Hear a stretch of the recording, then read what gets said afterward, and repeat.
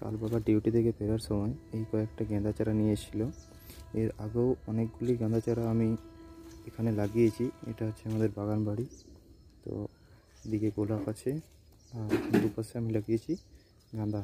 এখানে তৈরি হচ্ছে ভার্মি কম্পোস্ট, যেটা আমি মাটি এবং গোবর সার মিশিয়ে তৈরি করছি। তো এই গেঁদা চারাগুলোকে কোথায় লাগাবো তা খুঁজে পাচ্ছিলাম না। আমার এই জায়গাটা চোখে পড়লো। তো এখানটা আমি একটু লেবেল করে নিলাম এবং এরপর আমি এখানে কিছু ছড়িয়ে দেবো গোবর সার। এই যে এটাতে গোবর সার আছে, এটাকে আমি এখানে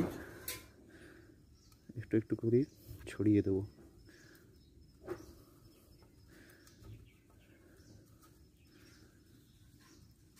হ্যাঁ, তো আমার গোবর সার দেওয়া কমপ্লিট। এখন আমি এই জায়গাটাকে একটু একটু করে দাগ টেনে খুশে নেব,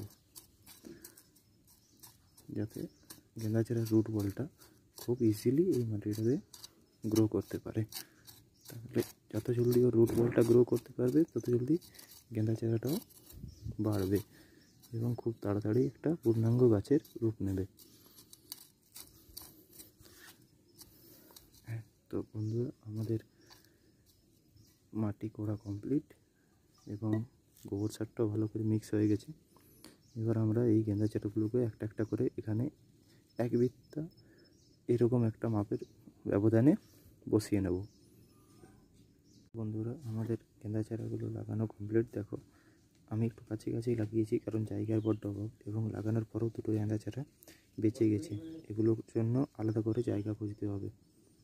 চলো খোঁজা যাক। এই গেঁদা চারাদের মধ্যে একটাকে আমরা লাগাবো এখানে। আমি নিচে একটু গোবর সারও দিয়ে দিয়েছি।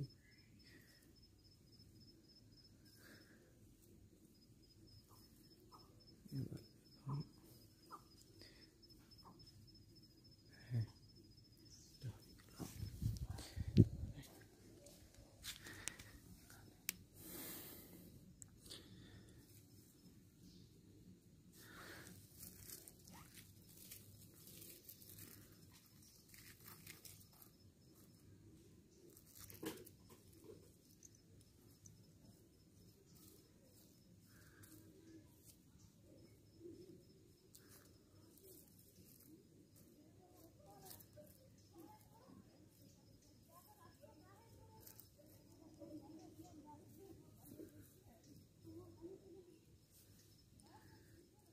এরপর আমরা এই গেঁদা গাছগুলোতে জল দিয়ে দেবো।